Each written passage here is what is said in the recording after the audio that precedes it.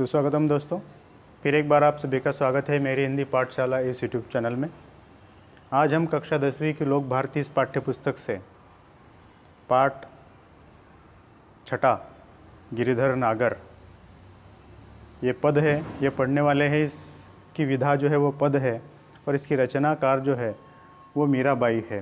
दोस्तों, मीराबाई के बारे में आप सभी को पता होगा कि मीराबाई श्री कृष्ण जी की असीम भक्त थी और वही भक्ति इस पद में हमें देखने को मिलेगी, गिरिधर नागर। तो हम इस पद्य रचना को शुरुआत करते हैं। उससे पहले आप सभी से एक रिक्वेस्ट है कि अगर अभी तक आपने मेरी हिंदी पाठशाला इस यूट्यूब चैनल को सब्सक्राइब नहीं किया है तो सब्सक्राइब ज़रूर कीजिए।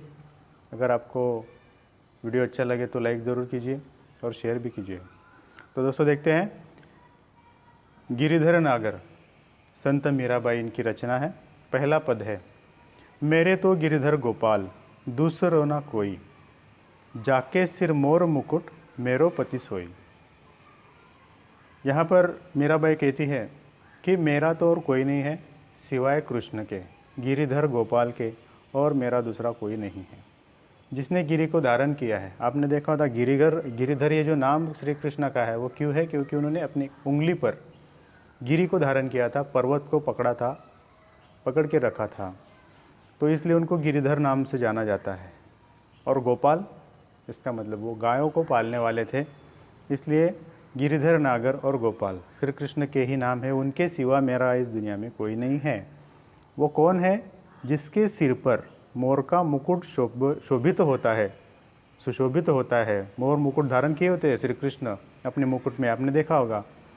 वही मेरे पति है और वही मेरे पति शोभित है, ऐसा मीराबाई कहती है।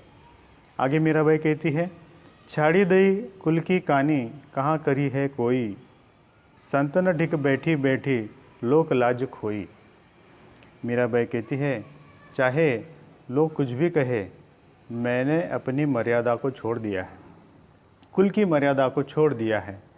चाहे कोई कुछ भी कहे, कानी मतलब मर्यादा, तो ये जो कुल की वंश की मर्यादा थी वो मर्यादा मैंने छोड़ दी है, चाहे मुझे कोई कुछ भी कहे। और संतों के साथ में बैठकर, मतलब वो ज़माना ऐसा था जब मीराबाई ने पदों की रचना की है, आज से लगभग 500-600 साल पहले। तो संतों के साथ में, मतलब पुरुषों के साथ में कोई स्त्री जाकर मंदिर में बैठती है, भजन गाती है, ऐसा दृश्य देखने को नहीं मिलता था। लेकिन मीराबाई ने क्या किया, श्री कृष्ण का भजन संतों के साथ में जाकर के गाया और उनके साथ में वो जाकर बैठी। तो इसलिए वो कहती कि मैंने लोक लाज को त्याग दी है। और क्यों त्यागा है? क्योंकि वो कृष्ण की इतनी भक्त थी, इसलिए उन्होंने लोक लाज सब त्याग दी थी। असोन जल सींची सींची प्रेम बोएली बोई, अब तो बेल फल फैल गई आनंद फल होई। अब वो कहती है कि मैंने आंसुओं से सींच कर, सींचना मतलब पता है आपको, पानी देना, मैंने अपने आंसुओं से सींच कर ये प्रेम रूप की जो बेला है, जो बेल है, उसको बड़ा किया है, उसको बढ़ाया है। अब ये स्थिति आ गई है कि इस प्रेम की बेला पर कई सारे आनंद रूपी फल लगने लगे हैं। तो ये समय अब आया हुआ है, ऐसा मीराबाई कहती है। मैंने अपने दुख को सहते सहते ये प्रेम रूप की जो बेला है, कृष्ण भक्ति की बेला है, उसको बढ़ाया है और उसके ऊपर अब आनंद रूपी फल लगने लगे हैं। आगे मीराबाई कहती है, दूध की मथनियाँ बड़े प्रेम से बिलोई, माखन जब काढ़ी लियो छाछ पिए कोई। अब वो आगे कहती है कि जिस प्रकार से दही का जो पात्र होता है उसमें दही जमने के बाद में उस दही को मथा जाता है, मथना पता है आपको, मथना, तो उसको जो दही होता है उसको बिलोया जाता है और उसके बाद में उससे छाछ अलग निकलती है, मक्खन अलग निकलता है। तो इस प्रकार से ये जो कृष्ण भक्ति, कृष्ण प्रेम है, इसको इतना प्रेम से मीराबाई ने वहाँ से प्रेम रूपी मक्खन को निकाल लिया है। अब जो बचा है वो शेष है, वो सारा जो है वो अब दुनिया के लिए छोड़ दिया है। बाकी सब प्रेम जो है वो मीराबाई ने निकाल लिया है और जो बचा हुआ है, निस्सार है, वो सब छोड़ दिया है और वो बाकी दुनिया के लिए मीराबाई ने छोड़ रखा है। अब कोई भी छाछ पिए, मुझे कोई लेना देना नहीं है, मैंने तो वहाँ से जो मक्खन निकालना था वो निकाल लिया है। मतलब कृष्ण भक्ति से मैंने जो मक्खन पाना था वो मैंने पा लिया है। अब जो छाछ बचा है, निस्सार बचा है, उसे कोई भी पिए। ऐसी मीराबाई कहती, मतलब मैं सबसे पहली भक्त हूँ, मैं सबसे प्रिय भक्त कृष्ण की हूँ, ऐसी मीराबाई का मानना है। आगे मीराबाई कहती है, भगत देखी राजी हुई जगत देखी रोई, दासी मीरा लाल गिरिधर तारो अब मोही। आगे मीराबाई कहती है कि जो संसार है, ये संसार का व्यवहार देखकर मुझे बड़ा दुख होता है और कृष्ण भक्तों को देखकर मुझे प्रसन्नता होती है। भगत देखी राजी हुई, भक्तों को देखकर मुझे खुशी होती है, आनंद होता है, प्रसन्नता होती है। और संसार का जब मैं व्यवहार देखती हूँ उसके बाद में मुझे बहुत दुख होता है कि ये संसार हम भक्तों के साथ ऐसा व्यवहार क्यों करते हैं। हे प्रभु, हे गिरिधर लाल, मीरा तो आपकी दासी बन चुकी है, भक्त बन चुकी है। आपकी दासी होने के कारण अब आपका भी ये कर्तव्य है कि आप इस संसार से मुझे तार कर ले जाओ, इस भवसागर से। भवसागर का मतलब होता है पृथ्वी और सागर, अर्थात पूरा संसार। इस संसार से मुझे तारने की जो कृपा आपको मेरे ऊपर करनी है वो मेरे ऊपर आप करो, ऐसी प्रार्थना मीराबाई श्री कृष्ण से करती है। आगे दूसरे पद में मीराबाई कहती है, हरि बिन कुन गति मेरी, हरि बिन कुन गति मेरी, तुम मेरे प्रतिपाल कहियो मैं रावरी चेरी। अब हरि मतलब श्री कृष्ण, श्री कृष्ण है, आप ही मेरे पालनहार है, आपके बिना मेरा कौन है, कोई नहीं है। अर्थात आपके बिना मेरा कोई ठिकाना नहीं लगेगा, कोई मेरा रास्ता दिखाने वाला नहीं है, जो कुछ है वो आप है। आप ही मेरा पालन करने वाले हैं, आप ही मुझे डुबोने वाले हैं, आप ही मुझे तारने वाले हैं, मैं आपकी दासी हूँ। ऐसे कृष्ण से मीराबाई कहती है। आगे कहती है, आदि अंत निज नाव तेरो हिमाय फेरी, बेर बेर पुकार कहूँ प्रभु आरती है तेरी। आगे मीराबाई कहती है कि मैं रात दिन आपका नाम जपती रहती हूँ, आपके सिवा मेरा इस दुनिया में कोई नहीं है, मैं आपकी दासी हूँ, आप मेरे पालन करता है। आपका नाम मैं रात दिन जपती रहती हूँ, मैं बार बार आपको पुकारती रहती हूँ। बेर बेर पुकार कहूँ मतलब बार बार मैं आपको पुकारती रहती हूँ, क्योंकि मुझे आपके दर्शनों की तीव्र इच्छा है, मुझे आपका दर्शन करना है। प्रभु आरती है तेरी, मुझे आपकी दर्शन करने की तीव्र इच्छा है और इसी वजह से मैं आपको बार बार पुकारती रहती हूँ। आगे मीराबाई कहती है, यो संसार बिकार सागर बीच है मैं घेरी, नाव फाटी प्रभु पाल बांधो बुड़त है बेरी। अब जब कोई नाव डूबने लगती है तो इष्ट की ही आराधना की जाती है, जो हमारा सबसे विश्वासार्ह जो होता है हम उसको पुकारते हैं। मीराबाई को वैसे ही लग रहा है कि संसार में मेरी नाव डूबने वाली है, मुझे बचाने का काम सिर्फ कृष्ण कर सकते हैं। तो मीराबाई कहती है कि संसार विभिन्न दोषों और विकारों से भरा हुआ सागर है, इसमें बहुत सारे विकार है, बहुत सारे दोष है, और इन दोषों के बीच में मैं घिर चुकी हूँ। यो संसार विकार सागर बीच में घेरी, विकार मतलब विकार, दोष, ऐसे ही विकारों से भरा हुआ यह संसार है और उस संसार में मैं घिर चुकी हूँ। इस संसार रूपी सागर में जो मेरी नैया है, जीवन नैया है, वो टूटने लगी है। अब हे गिरिधर नागर, अब आप ही है जो मुझे इस संसार रूपी भवसागर से पार कर सकते हैं। मेरी जो टूटने वाली नाव है, जो डूबने वाली नाव है, इस डूबने वाली नाव को आप बचा सकते हैं, यहाँ पर आप पाल बांध सकते हैं, मुझे तार कर ले जा सकते हैं, ऐसा मीराबाई कहती हैं। आगे मीराबाई कहती हैं, विरहिनी पिव की बाट जोवे राख ल्यो नेरी, दासी मीरा राम रटत है मैं शरण हूँ तेरी। आगे कहती है, हे प्रभु, हे श्री कृष्ण, हे प्रियतम, आपका और मेरा विरह चल रहा है। विरहिनी मतलब जो विरह में जल रही है, जो विरह में तप रही है, उसको विरहिनी कहते हैं। जब कृष्ण और मीरा इनका कोई भेंट दर्शन नहीं हुआ है तो विरह हो रहा है, तो इस विरह में वो तप रही है और इस विरह में वो क्या कर रही है, कृष्ण का इंतज़ार कर रही है, रास्ता देख रही है, बाट जो रही है। बाट जो होना मतलब क्या, बाट का मतलब होता है वाट, रास्ता, और जोहने का मतलब है देखना, मतलब इंतज़ार करना, रास्ता देखना।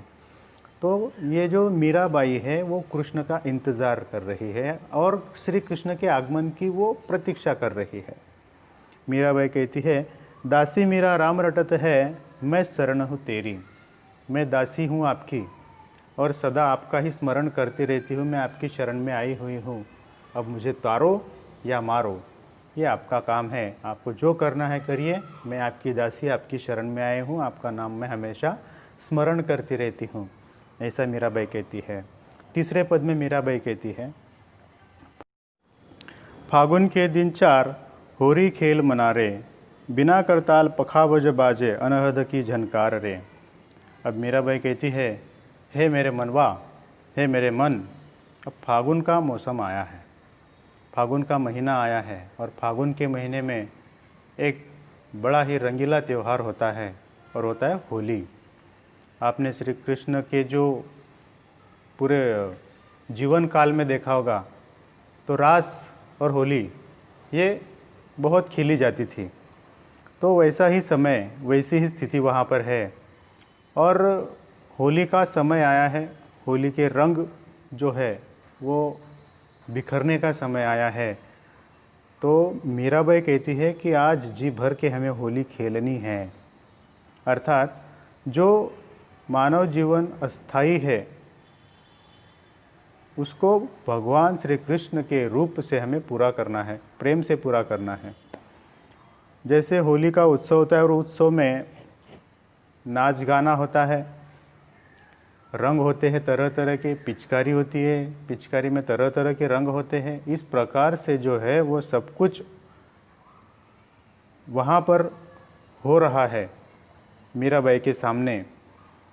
तो मीराबाई को ऐसे लग रहा है कि जैसे मीराबाई के जीवन में ये जो पखवाज बजना, एक प्रकार का बाजा होता है पखवाज, अनहद जो है वो उसके जीवन में हमेशा के लिए वो बजता रहता है और स्वर मीराबाई को सुनाई दे रहे हैं। और इसी के कारण मीराबाई का जो मन है वो मन उन रागों से, स्वरों से भरा हुआ है, भर रहा है। ऐसा मीराबाई कहती है। बिन सुर राग छतीसु गावे, रोम रोम रणकार रे, सील संतोक केसर घोली, प्रेम प्रीत पिचकार रे। मीराबाई आगे कहती है कि ये जो होली का त्यौहार वहाँ पर आया हुआ है उससे मीराबाई का जो रोम रोम है वो श्री कृष्ण के प्रेम के रंग में डूबा हुआ है। वो कोई ऐसे ऊपरी वो रंग नहीं है, वो आंतरिक रंग है, भक्ति का रंग है। उस भक्ति के रंग में मीराबाई रंग चुकी है और इस रंग में इतनी रंग चुकी है कि वो श्री कृष्ण के साथ जो होली खेल रही है, भक्ति रूपी जो होली चल रही है, उस भक्ति रूपी होली के लिए उसने अपना शील और संतोष का जो केसर का रंग है वो उसमें घोल दिया है। शील संतोष की केसर घोली, मतलब शील और संतोष का केसर घोल कर प्रेम और प्रीत की पिचकारी में भरकर वो मीराबाई होली खेल रही है। ऐसा मीराबाई वहाँ पर एक चित्र रंगा रही है। आगे मीराबाई कहती हैं, उड़त गुलाल लाल भयो अंबर, बरसत रंग अपार रे। आखिर में कहती है कि जो रंग है वो आसमान में फैला हुआ है और गुलाल का रंग है, गुलाबी रंग है, वो पूरे आसमान में फैला हुआ है। आसमान पूरा लाल हो चुका है। तो ऐसे में ये जो बरसने वाले जो रंग है, प्रेम रूपी रंग है, वो गुलाल की तरह पूरे आसमान में घिर चुका है, फैल चुका है। और अपार मतलब जिसकी कोई सीमा नहीं, इतना वो उस रंग में ओतप्रोत हो चुकी है। ऐसा मीराबाई कहती। घटके पट सब खोल दिए हैं, लोक लाग ज सब डारी रे, मीरा के प्रभु गिरिधर नागर, चल कवन बहार रे। मीराबाई कहती हैं कि अब मैंने घट के सारे पट खोल दिए हैं। घट मतलब ये जो काया होती है, उस सारे पट जो है, जो सारे पर्दे हैं, वो सारे पर्दे मैंने हटा दिए हैं। अब मुझे कोई लोक लज्जा नहीं है, लोक लाज नहीं है, किसी का कोई डर नहीं है। तो मैंने अपने घट का, हृदय का जो घर है उसके दरवाजे, पर्दे सब खोल दिए हैं।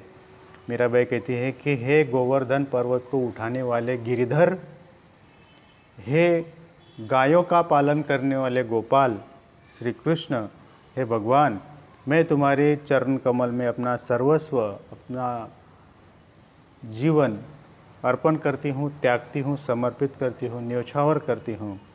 मेरी आपकी शरण में ले लो, ऐसा मेरा भाई प्रार्थना श्री कृष्ण से करती है। मुझे लगता है कि ये रचना आपकी समझ में आई होगी। धन्यवाद।